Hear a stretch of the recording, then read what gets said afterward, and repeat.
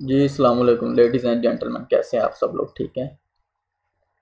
पिछली जो मैंने रिकॉर्डिंग्स की है उसमें मैंने आप लोगों को सबसे पहले जो है वो सी एस एस का जो एग्ज़ाम है उसके बारे में मैंने आपको बताया था कि ये है क्या। फिर मैंने आपको इसके जो सी एस एस ऑफिसर की पे पर्क्स प्रिविलेजेस वगैरह हैं उसके बारे में मैंने बताया। उसके बाद मैंने आपको सी एस एस में जो सब्जेक्ट सिलेक्शन है वो बताई। फिर मैंने आपको गाइड किया कि आप जो है वो overall C S S exam की प्रिपरेशन कैसे करेंगे, यानी कहाँ से स्टार्ट करेंगे।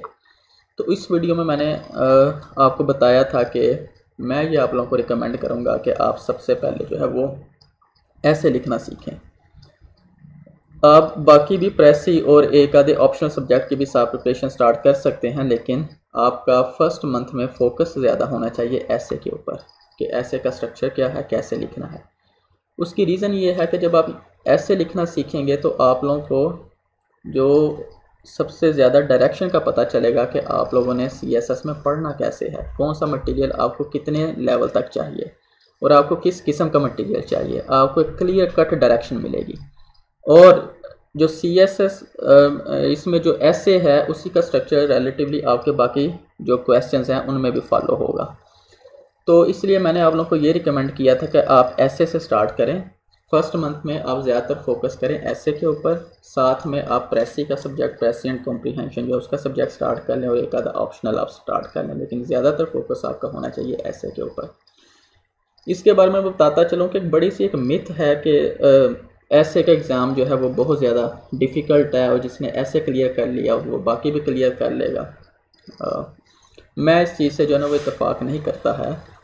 और मैं आप लोगों को यही कहूँगा कि अगर आप ऐसे का स्ट्रक्चर फॉलो करें जो इन वीडियोस में बताया जा रहा है तो आपको ऐसे सबसे आसान लगेगा, प्रेसी कॉम्प्रीहेंशन का पेपर आसान लगेगा।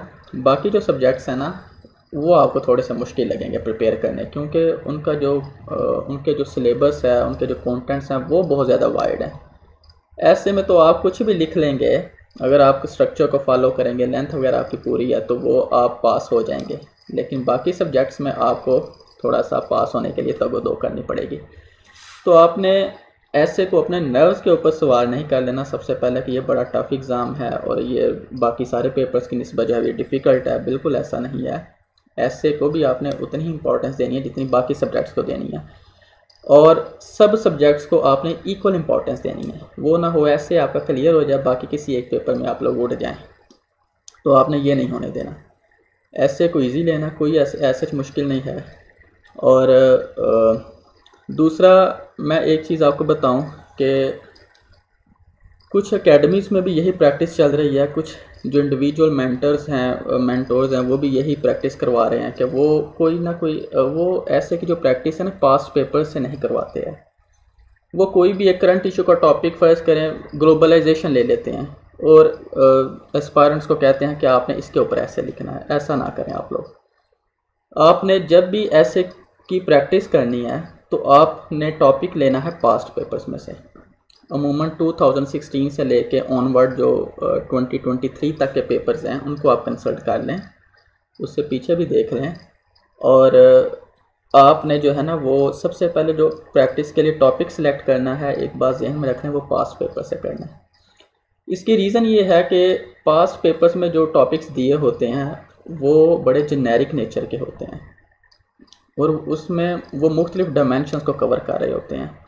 दूसरा, जब आप पास्ट पेपर से प्रैक्टिस करते हैं तो आप में एक कॉन्फिडेंस भी डेवलप होता है कि अब मैं अगर एग्ज़ाम में बैठूंगा या बैठूंगी तो मैं ऐसे अटेम्प्ट कर सकूंगी या कर सकूंगा, तो आप में कॉन्फिडेंस भी आ जाता है। अगर आप पास्ट पेपर से प्रैक्टिस नहीं करते, आपने ग्लोबलाइजेशन वर्ड ले लिया या आपने कोई और की word, economic downfall and way forward ले लिया पाकिस्तान का, या कोई इस तरह का आप एक टॉपिक लेके तो उसके ऊपर आप अपने तरफ से टॉपिक बना लेते हैं, उसके ऊपर ऐसे लिखना स्टार्ट कर देते हैं, तो आप में ना उस तरह का कॉन्फिडेंस भी डेवलप नहीं होता। दूसरा, अगर आप पास्ट पेपर्स में से ऐसे लेंगे तो आपको एग्जैक्ट पता चलेगा आपने कौन सा मटेरियल बीच में प्रोवाइड करना है, किस तरह का स्ट्रक्चर आपने फॉलो करना है, क्या चीज़ लिखनी है, क्या चीज़ नहीं लिखनी है। आप सही डायरेक्शन में मूव करेंगे, एग्जैक्ट उस चीज़ को टारगेट करेंगे, उस चीज़ की प्रैक्टिस करेंगे जो कि एग्ज़ाम पॉइंट ऑफ व्यू से इम्पॉर्टेंट होगी।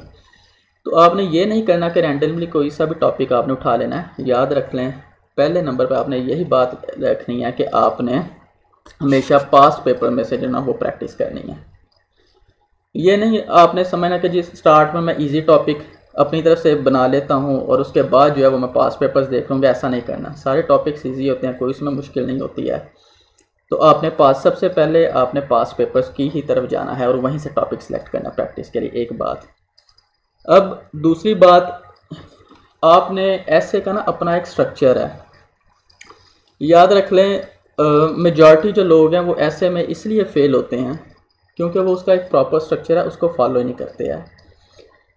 ये जो आपको इधर वीडियो में नज़र आ रहा है, ये मैंने ऐसे का जो स्ट्रक्चर है वो इसमें दिया हुआ है। उसमें एक आउटलाइन होती है, एक इंट्रोडक्शन होता है, फिर आप बॉडी देते हैं ऐसे की, जो पूछा गया होता है वो लिखते हैं। उसके बाद आप रिकमेंडेशंस लिखते हैं और फिर आप कंक्लूजन लिखते हैं। अगर आपने ये स्ट्रक्चर फॉलो नहीं किया होगा, आपने फ़र्ज़ करें आउटलाइन मिस कर दी होगी, या आपने इंट्रोडक्शन नहीं लिखा होगा, या आपने रिकमेंडेशंस नहीं लिखी होंगी। एक बात ज़हन में रख लें, चाहे एग्ज़ामिनर ने पूछा है रिकमेंडेशंस ऐसे का जो टाइटल होगा उसमें, जो क्वेश्चन होगा उसमें, या नहीं पूछा, चाहे उसने रिकमेंडेशंस डिमांड की हैं या नहीं की, आपने हर हाल में देनी है। ये बात बहुत ज़्यादा इंपॉर्टेंट है। बहुत सारे कैंडिडेट्स, बहुत ज़्यादा एस्पायरेंट्स इस वजह से फेल होते हैं क्योंकि वो रिकमेंडेशंस नहीं देते। इसी तरह अगर आप कंक्लूड नहीं करते ऐसे को, अगर आपने आउटलाइन भी लिखी है, इंट्रोडक्शन भी लिखा है, बॉडी और रिकमेंडेशंस भी लिखी हुई हैं, लेकिन कंक्लूजन नहीं लिखा हुआ, तो याद रख लें आप लोग एग्ज़ामिनर को फुल अथॉरिटी दे रहे हैं कि वो आपको फेल कर दे। आपका ऐसे हर हाल में कंक्लूड होना चाहिए, उसमें आउटलाइन होनी चाहिए, इंट्रोडक्शन होना चाहिए, बॉडी होनी चाहिए, रिकमेंडेशंस होनी चाहिए और कंक्लूजन होना चाहिए। आउटलाइन, इंट्रोडक्शन, रिकमेंडेशंस और कंक्लूजन, ये इसेंशियल पार्ट्स हैं। इनमें से कोई एक भी मिस हुआ ना तो आपने एग्जामिनर के हाथ में तलवार दे दी कि वो आपके ऐसे 39 मार्क्स दे के या 38 मार्क्स दे के या 35 मार्क्स दे के आपको फेल कर दे। 40 पासिंग मार्क्स हैं। फिर आप बाद में ये कहते फिरेंगे बस मैं 1-2 नंबरों से जो है वो रह गया। असल में वो आपकी ना हौसला शिकनी नहीं करना चाहता एग्जामिनर। तो आपने ऐसा नहीं करना, प्रॉपर स्ट्रक्चर को फॉलो करना है। अगर आपका स्ट्रक्चर कंप्लीट है, ये सारी चीज़ें आपने बीच में लिखी हुई हैं, अगर आपका कंटेंट इतना ज़्यादा अच्छा नहीं भी होगा, और वो तकरीबन सबका परफेक्ट नहीं होता है, क्योंकि जब आप फेब में पेपर देते हैं, सर्दियों का महीना होता है, बहुत ज़्यादा आपको सर्दी लग रही होती है, फिर आप थोड़ा सा स्ट्रेस में भी होते हैं, तो कंटेंट किसी का भी इतना ज़्यादा अच्छा नहीं होता है। जो बातें आपके जहन में आ रही होती हैं आपने वही लिखना होता है। तो बीच में आपने कुछ भी लिखा हुआ है, आपने प्रॉपर स्ट्रक्चर फॉलो करना है। दूसरी, ऐसे की जो लेंथ है उसका आपने ख़ास ख्याल रखना है। अमूमन जो ऐसे में कहा जाता है कि जी आप 2500 से 3000 वर्ड्स आपने लिखने हैं, 2500 to 3000 वर्ड्स आपने लिखने हैं। तो आपको पता होगा कि आपकी राइटिंग फ़र्ज़ करें एक लाइन में 6-7 वर्ड्स अगर आप लिखते हैं तो एक पेज के ऊपर आपकी जितनी लाइन उनको काउंट कर लें, उससे आपको अंदाज़ा हो जाएगा मेरे एक पेज के ऊपर 100 वर्ड्स आते हैं। तो इट मीन्स कि आपने 25 to 27-28 साइड्स लिखनी है पेपर में, ताकि आपके राउंड अबाउट जो वर्ड है, जो आपकी ऐसे की लेंथ है, उसके ऊपर जो है ना वो आपकी पूरी हो। अगर आपकी ऐसे की लेंथ पूरी है इंक्लूडिंग आउटलाइन, और अगर आपने स्ट्रक्चर फॉलो किया हुआ है, तो मैं कहूँ कि आपके सिर्फ 5 to 10% चांसेस रह जाते हैं कि आप ऐसे में जो है ना वो एग्जामिनर आपको फेल करे। कंटेंट्स इतने ज़्यादा मैटर नहीं करते, बीच में करते हैं, लेकिन अब फुल इन्हिसार कंटेंट्स के ऊपर नहीं होता है। वो भी मैं बताऊंगा आपको क्यों नहीं होता है। तो इस वीडियो में मैं आपको यही कहूँगा कि आपने एक तो ऐसे का जो ऐसे की लेंथ है उसका ख़ास ख्याल रखना है। कई बातें ना आपको मिलेंगी सुनने को कि जी उसने तो 10 पेजेस लिखे और वो जो है वो फ़लाँ स्टूडेंट, फ़लाँ कैंडिडेट जो है वो पास हो गया। देखें, वो हो सकता है वो 100 में से 1-2 केसेस ऐसे हों। आपने उस तरह नहीं करना। आपने जो जनरल एक रूल है, जो 95% केसेस में क्या होता है कि ऐसे की लेंथ और प्रॉपर स्ट्रक्चर फॉलो हुआ होता है जो कैंडिडेट्स पास होते हैं, आपने वही काम करना है। आपने वही रूल फॉलो करना है कि आपकी ऐसे की लेंथ बराबर होनी चाहिए, नंबर 1। नंबर 2, आपका जो स्ट्रक्चर है जो इधर लिखा हुआ है, outline, introduction, body, recommendations, conclusion, ये कंप्लीट होना चाहिए। आपका ऐसे में से ये इनमें से कोई एक एलिमेंट भी आपका किसी सूरत में भी मिस नहीं होना चाहिए। ठीक है। अब मैं आपको एक्चुअल जो पास्ट पेपर्स हैं ऐसे के वो दिखाऊंगा कि फ़र्ज़ करें आप जाके एग्ज़ामिनेशन हॉल में बैठ गए हैं, आपके पास ऐसे का जो पेपर है वो आ जाता है। ये नहीं, ये 2016 का ऐसे का पास्ट पेपर है। इसी तरह का एक पेपर ना आपको दे दिया जाएगा जिसमें ये लिखा होगा कि आपने एक आउटलाइन लिखनी है और एक कॉम्प्रिहेंसिव ऐसे लिखना है जिसमें 2500 to 3000 वर्ड्स होने चाहिए एक टॉपिक के ऊपर, ठीक है। ये बाकी चीज़ें ये छोड़ दें, एक्सपोजिशन क्या है, आर्गूमेंटेशन क्या है, डिस्क्रिप्शन, नरेशन, इन चीज़ों में ना जाएं, ठीक है।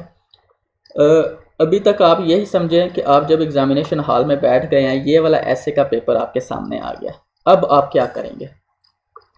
सबसे पहले आपने जितने भी टॉपिक्स दिए हुए हैं उनको आपने गौर से पढ़ना है, सबको, ठीक है। एक दफ़ा पढ़ें रिलैक्स करके, फिर दूसरी दफ़ा पढ़ें इसको।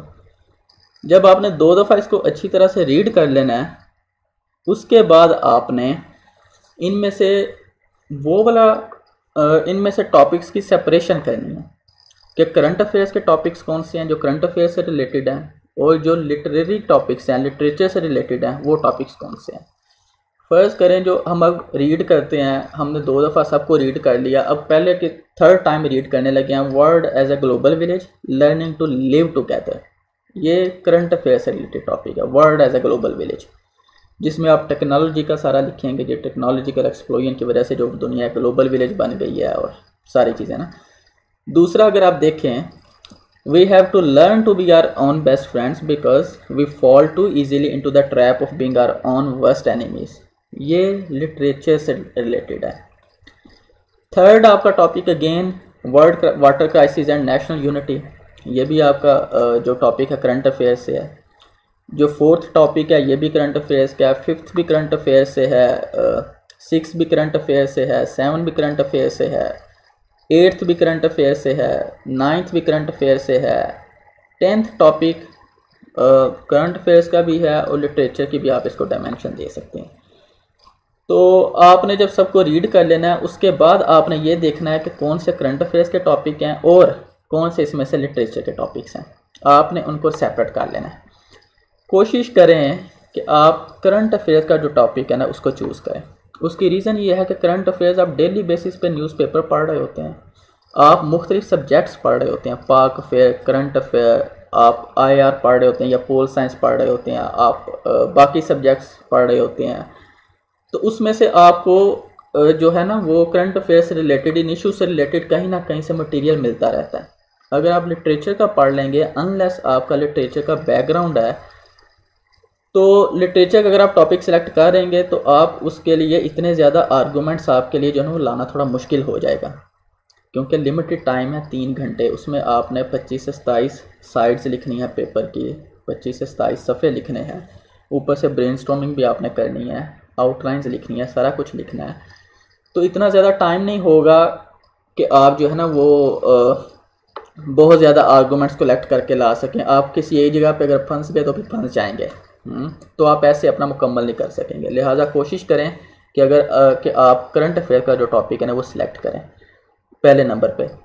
तो अगर फ़र्ज़ करें कोई ऐसा सिनेरियो आ जाता है जिसमें करंट अफेयर का होता ही नहीं है टॉपिक, तो आप फिर उस टॉपिक को लिटरेचर में से सिलेक्ट करें जिसकी आपको क्लियर अंडरस्टैंडिंग है। सेम आपने करंट अफेयर्स में भी वही टॉपिक सेलेक्ट करना है जिसमें आपको फुल क्लैरिटी है।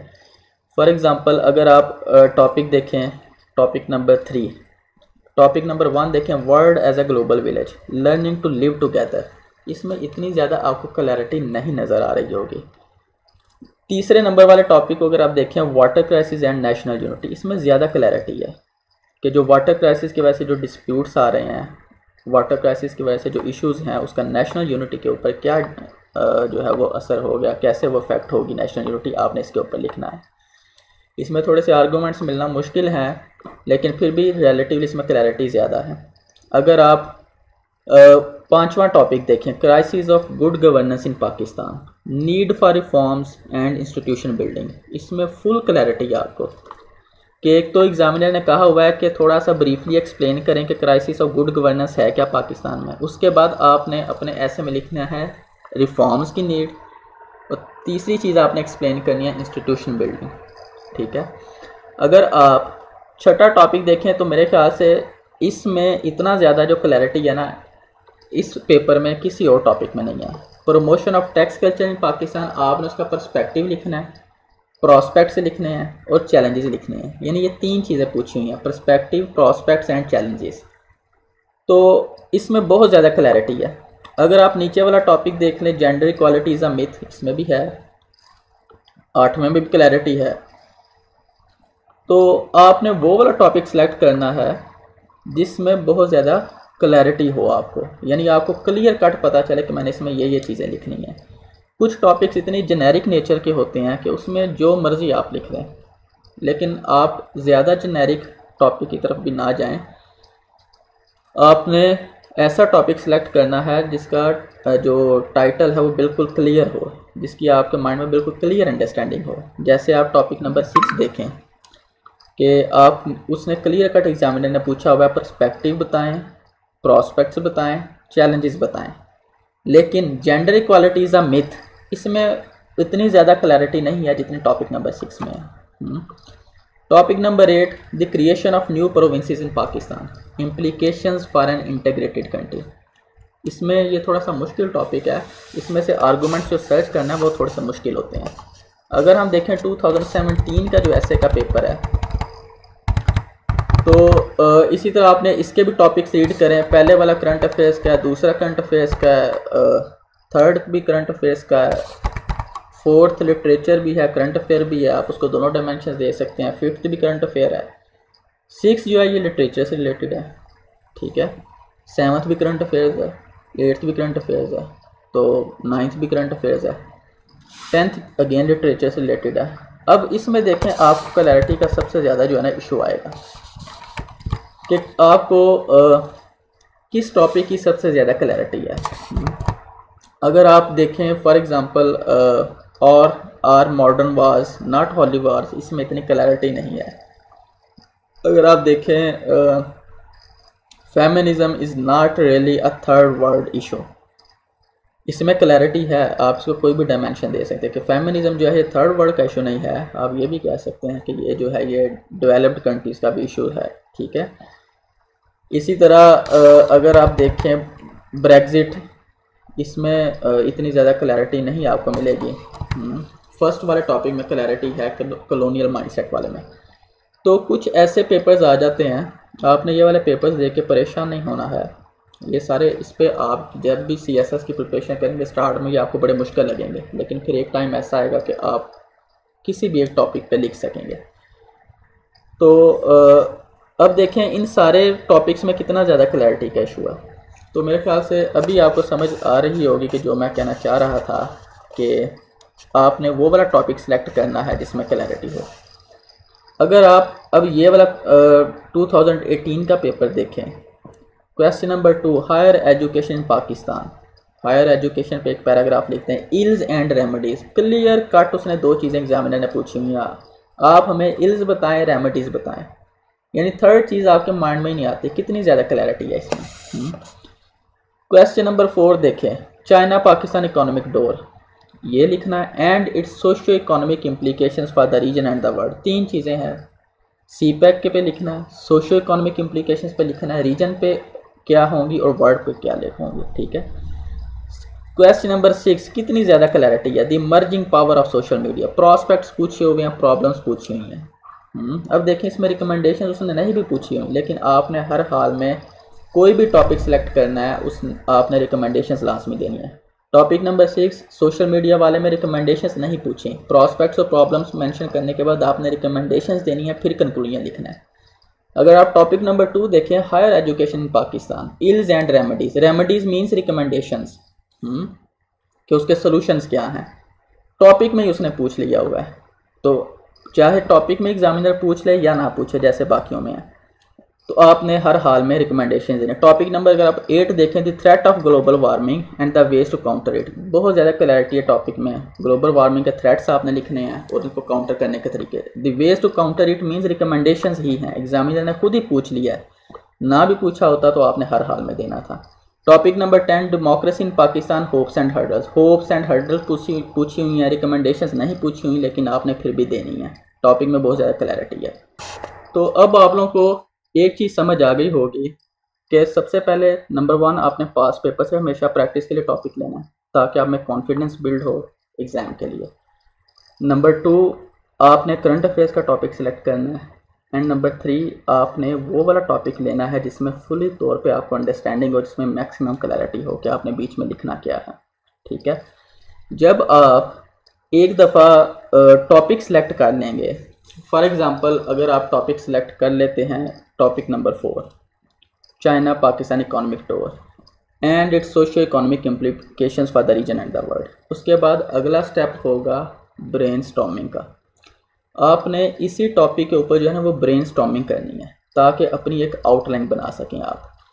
अभी जब आप CSS की प्रिपरेशन स्टार्ट करते हैं तो आपकी स्टडी आपने बिल्कुल नहीं की होती है डायरेक्ट, अगर आप ऐसे से स्टार्ट करेंगे तो। लेकिन जब आप पेपर में बैठेंगे तो आपने बहुत ज़्यादा लिटरेचर आर्टिकल्स पढ़े होंगे, न्यूज़पेपर पढ़ा होगा, उसमें कहीं ना कहीं आपने CPAC के बारे में भी पढ़ा होगा, उसकी इम्प्लीकेशन भी पढ़ी होंगी रीजन पे वर्ड में, तो आपके पास कुछ ना कुछ लिखने के लिए मटेरियल होगा।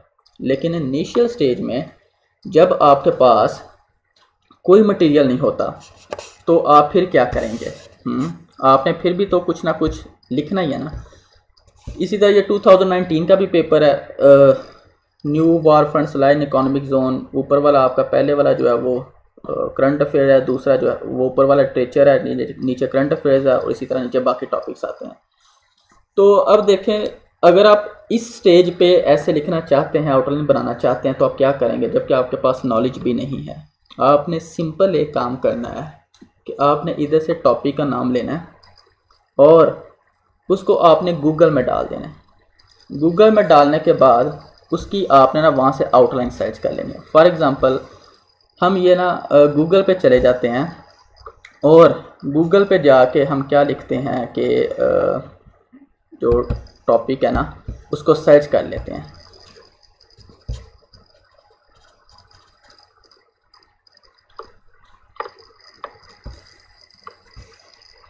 यहाँ पे जो है थोड़ा इंटरनेट का इशू है, प्रॉब्लम है मेरे ख्याल से, जिसकी वजह से ना स्लो नेट चल रहा है।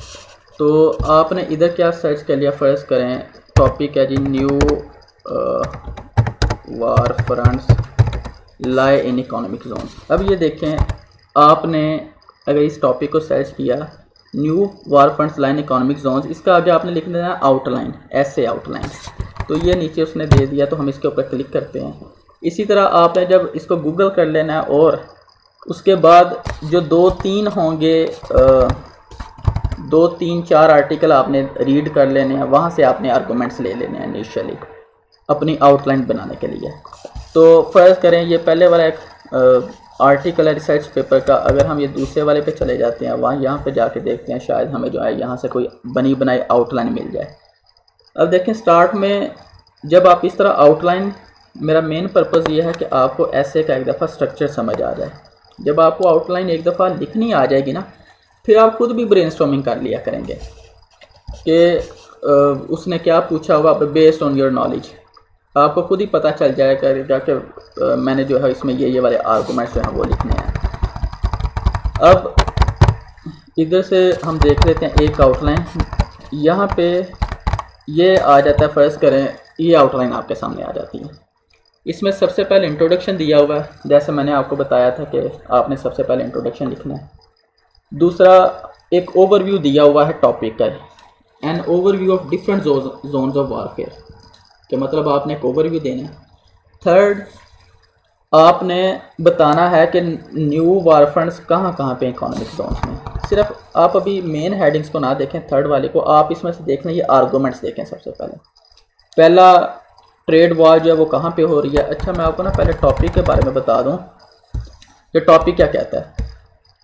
ये कहता है कि जी new war fronts lie in economic zones, के पहले जो वार्स हुआ करती थी वो टेरिटरीज़ के कंट्रोल के लिए हुआ करती थी, जिसमें एक कंट्री क्या करता था, स्टेट क्या करती थी, दूसरे के ऊपर टेरिटरी हासिल करने के लिए कब्जा करते थे।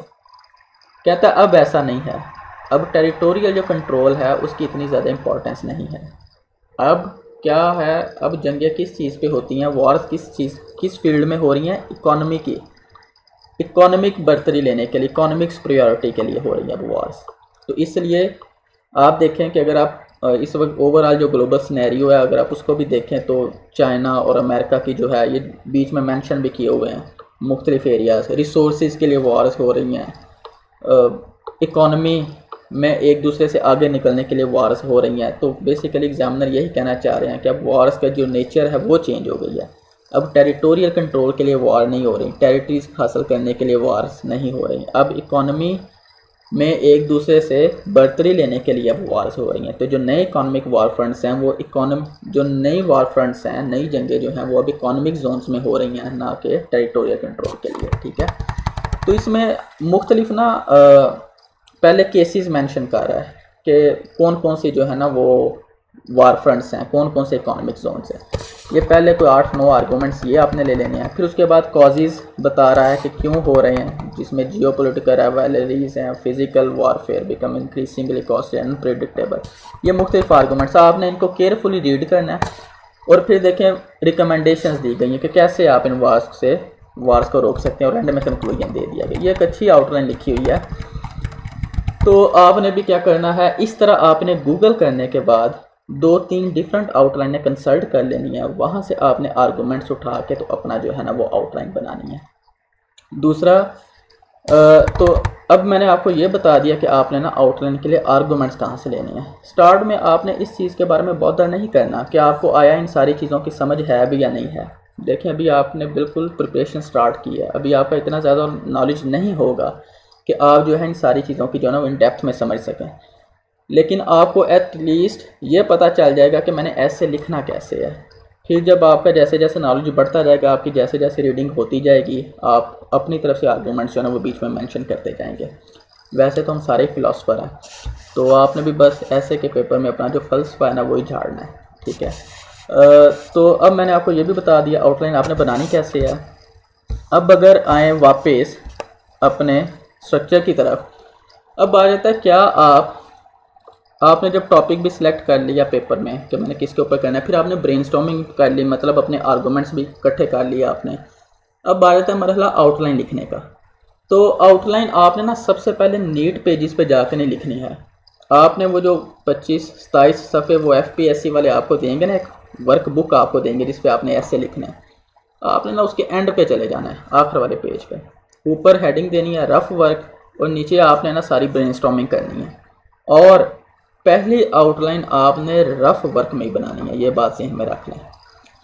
पहली आउटलाइन आपने जो रफ वर्क है वो उसी में बनानी है, रफ आउटलाइन बनानी है। रफ से मुराद ये नहीं कि आपने मतलब बिल्कुल बस जान छुड़ानी है, आपने एक अच्छी सी वहाँ पे आउटलाइन बनानी है रफ, जहाँ पे रफ वर्क कर रहे होंगे वहाँ से आपको अंदाज़ा होगा कि मेरी आउटलाइन अप्रॉक्सीमेटली कितनी लेंथ में आएगी। मैक्सिमम आउटलाइन की लेंथ जो है वो ज़्यादा से ज़्यादा 2.5 पेजेस की होनी चाहिए। पेजेस मुराद जैसे ये अगर आपको ये वर्ड नज़र आ रहा है तो ये इसका पहला पेज है, ये दूसरा पेज आ गया और ये नीचे तीसरा पेज आ गया। तीसरे का आपने आधा यूज़ करना है, तो आपके ना ये 2.5 सफ़े होने चाहिए। ठीक है, 2.5 सफ़ों से ज़्यादा जो आउटलाइन है ना वो कोई इतनी ज़्यादा ना उसको इंटरटेन नहीं किया जाता, उसमें मतलब आप अच्छा नहीं उसको समझा जाता। तो आपने ना मैक्सिमम 2.5 सफ़ों की लिखनी है आउटलाइन। और आउटलाइन सबसे पहले आपने रफ़ में लिखनी है, फिर रफ़ में वो फ़र्ज़ करें अगर 2 सफ़ों पे आ रही है या 2.5 सफ़ों पे आ रही है तो आपने 3 सफ़े स्टार्ट में जो है ना वर्कबुक के वो छोड़ देने हैं।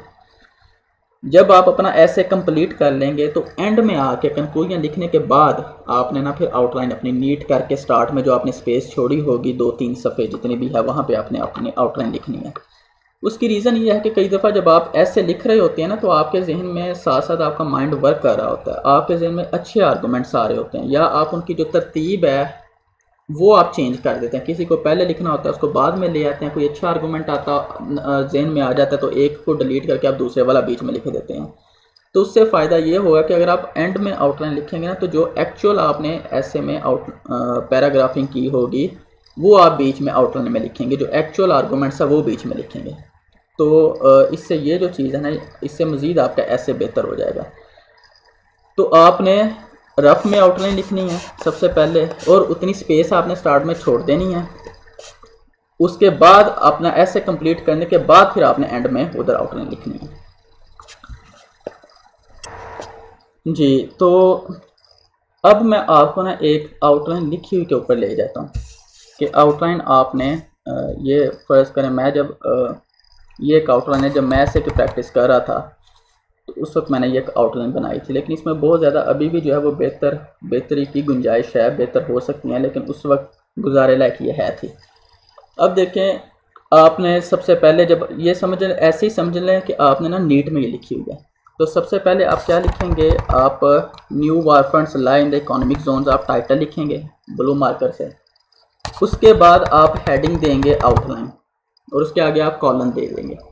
इसमें आपने एक चीज़ का ख्याल रखना है कि देखें मैंने जो ब्लू मार्कर और सिर्फ ब्लू बॉल पॉइंट यूज़ किया हुआ है, लेकिन इसके बावजूद जो आउटलाइन ये बड़ी प्रेजेंटेबल है, आई कैचिंग लग रही है। तो आप भी कोशिश करें इतना ज़्यादा रंग बिरंगा काम ना करें, ब्लू मार्कर और ब्लू बॉल पॉइंट जो है ना वो सफिशेंट है। अगर मैं ऐसे ब्लू मार्कर और ब्लू बॉल पॉइंट यूज़ करके पास कर सकता हूँ तो ऑफ कोर्स आप लोग मुझसे ज़्यादा इंटेलिजेंट है, आप लोग भी पास कर सकते हैं।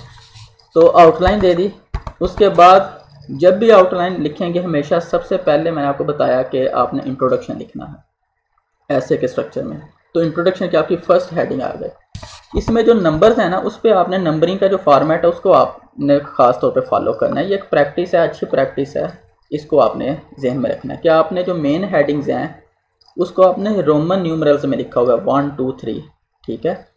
उसके बाद उन हेडिंग्स के आगे जो सब आर्गूमेंट्स हैं उसको कैपिटल ए कैपिटल बी में लिखा हुआ है, देखें, ठीक है।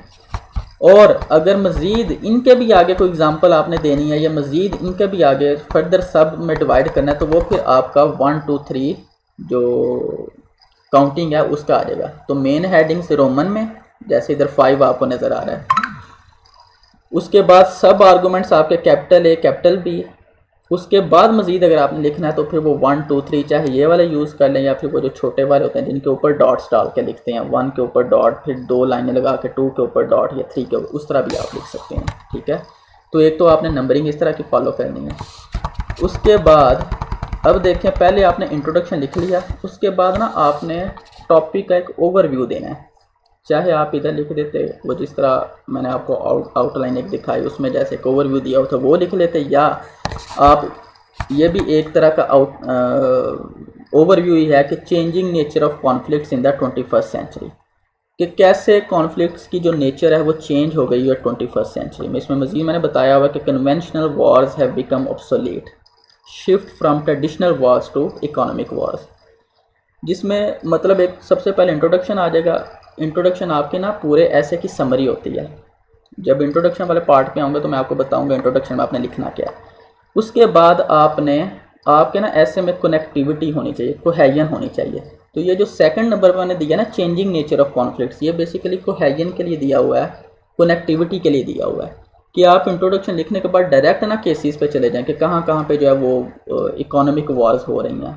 आपने उसको लिंक करना है इंट्रोडक्शन को cases of new war funds के साथ कि कहाँ पे नए वार फंड्स है इकोनॉमिक जोन्स में। तो आपने बीच में एक ना ट्रांजिशन टाइप एक पैराग्राफ दे दिया जो अमूमन ओवरव्यू की फॉर्म में होता है या फिर इस तरह लिंक कर रहा होता है।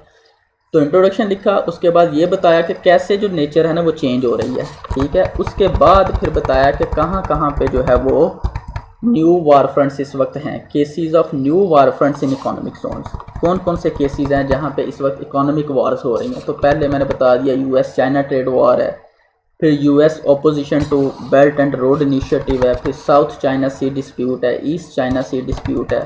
अब देखें ये जो मैंने सारे केसेस मेंशन किए हुए हैं ना, ये उस वक्त मैंने कोई गूगल नहीं था किया है, जो मेरे जहन में आ रहा था, जो मैंने कुछ करंट अफेयर्स में पढ़ा हुआ था, आर्टिकल्स पढ़े हुए थे, मैंने वही अपने जो जहन में आ रहा था वही नीचे लिख दिया। तो इसलिए आपको ये वाली आउटलाइन मतलब इस तरह की लिखी हुई मुख्तलिफ तरीक़ों से मिलेगी, लेकिन सेम यही वर्डिंग आपको कहीं भी गूगल से नहीं मिलेगी क्योंकि ये मेरे अपने माइंड की तकलीफ है। तो आपने ये सारे नीचे आर्गूमेंट्स लिख दिए। उसके बाद causes of shift in war funds, इनके कॉजेज़ क्या थे वो लिख दिए कि आजकल न्यूक्लियर वेपन्स आ गए हुए हैं जिसकी वजह से अब टेरिटोरियल कंट्रोल जो है वो हासिल करना मुश्किल हो गया। मुख्तलिफ स्टेट्स के पास न्यूक्लियर वेपन्स, अगर एक दूसरे के ऊपर हमला करने की कोशिश करेगी तो वो आगे से न्यूक्लियर वेपन्स मतलब यूज़ करेगा अपने, तो एक न्यूक्लियर वेपन्स की वजह से जो है ना वो अब टेरिटोरियल कंट्रोल वाली वार, जो कन्वेंशनल वार्स होती थी, लड़ाई झगड़े टैंकों वाली, वो अब नहीं होंगी। फिर इसी तरह बाकी आर्गूमेंट्स दिए हुए हैं कॉजेज़ के। इसके बाद मैंने बताया हुआ कि इम्प्लीकेशंस क्या हैं, तो उसमें फिर सोशो इकोनॉमिक इम्प्लीकेशंस आ जाती हैं, फिर कुछ पॉलिटिकल इम्प्लीकेशंस आ जाती हैं। अब देखें छठी हेडिंग में मैंने बताया हुआ suggestions what can be done, यानी ये रिकमेंडेशंस दी हुई हैं। चाहे टाइटल में ये नहीं था पूछा गया है कि रिकमेंडेशंस कौन से, लेकिन देखें मैंने दी हुई हैं। तो आपने भी क्या करना है, रिकमेंडेशन, सजेशंस, वे फॉरवर्ड आपने लाजमी देना है, ठीक है। उसके बाद आपने कंक्लूड कर देना, यानी कंक्लूजन लिख देना है। तो ये देखें ये एक अच्छी आउटलाइन बनी हुई है। तो आप अगर इस तरह की आउटलाइन लिख देंगे ना, और आपकी ऐसे की लेंथ पूरी होगी, और इसमें स्ट्रक्चर भी आपने पूरा फॉलो किया हुआ है। आउटलाइन आपने बनाई हुई है, इंट्रोडक्शन लिखा हुआ है, बॉडी बीच में सारी है, रिकमेंडेशंस दी हुई हैं, कंक्लूजन लिखा हुआ है, तो आप जो है ना वो कभी भी फेल नहीं होंगे। बी कॉन्फिडेंट, ठीक है। तो ये एक आउटलाइन है, ये मैंने वैसे ही आपको सैम्पल के तौर पे दिखाई, सिर्फ इसलिए अभी आपको मैंने दिखाई है। अभी आपने इसको देख के परेशान नहीं हो जाना, आपको मैंने इसलिए दिखाई है ताकि आप इसका एक फॉर्मेट आप चेक कर लें कि आपने बनानी कैसे है, ठीक है। तो इसमें नंबरिंग जो है उसको देख लें, टाइटल ऊपर लिखा हुआ है, आउटलाइन दी हुई, आगे कॉलन डाला हुआ है, फिर नंबरिंग देख लें, फिर मेन हेडिंग, फिर सब आर्गूमेंट्स कैसे लिखने हैं, ये सारे लिखा हुआ है, ठीक है। जब आप आउटलाइन बना रहे होंगे ना, तो आपके ऐसे की जो लेंथ है वो नज़र आ रही होगी। अमूमन मैं एक पेज के ऊपर जो है ना वो तकरीबन मेरी चूँकि राइटिंग बड़ी बड़ी है, तो मैं यही कोई 70 to 80 वर्ड्स लिखता हूँ, ठीक है, मैक्सिमम। तो अगर आप इस हवाले से भी जाएँ ना, तो अब देखें इंट्रोडक्शन का एक पैराग्राफ, फिर आगे 2 पैराग्राफ नीचे आ गए, ए और बी की फॉर्म में 3 पैराग्राफ। उसके बाद जो मैंने ये नीचे आर्गूमेंट्स दिए हुए हैं 5 ये पैराग्राफ, 5 और 3 8 हो गए, 8 और 5 ये हैं 13 ये हो गए। फिर तकरीबन जो है ना वो 2 ये पैराग्राफ हैं 15 हो गए।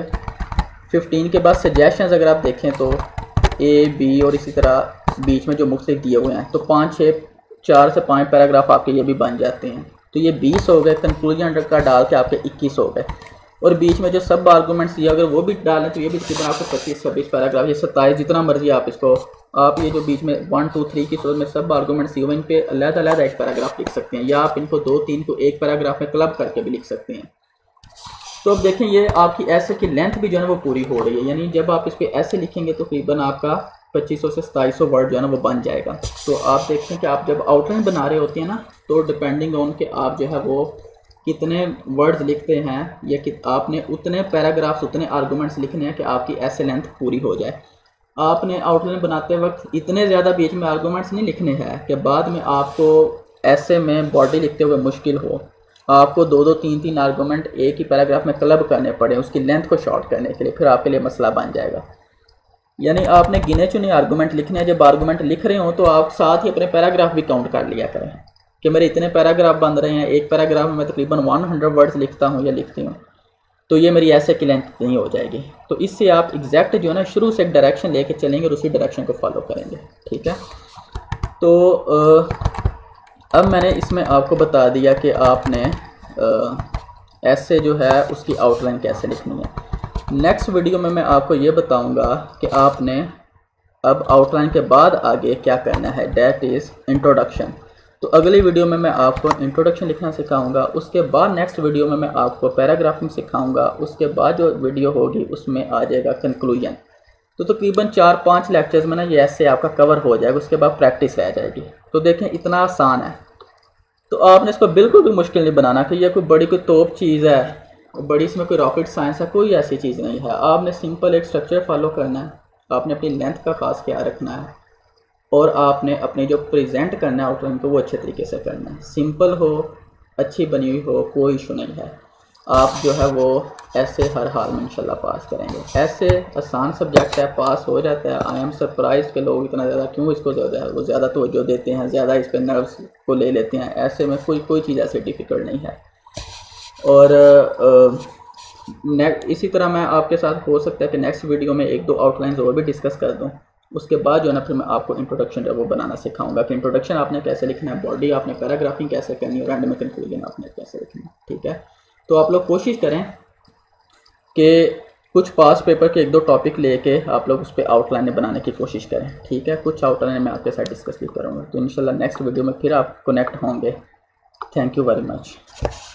अल्लाह हाफिज़।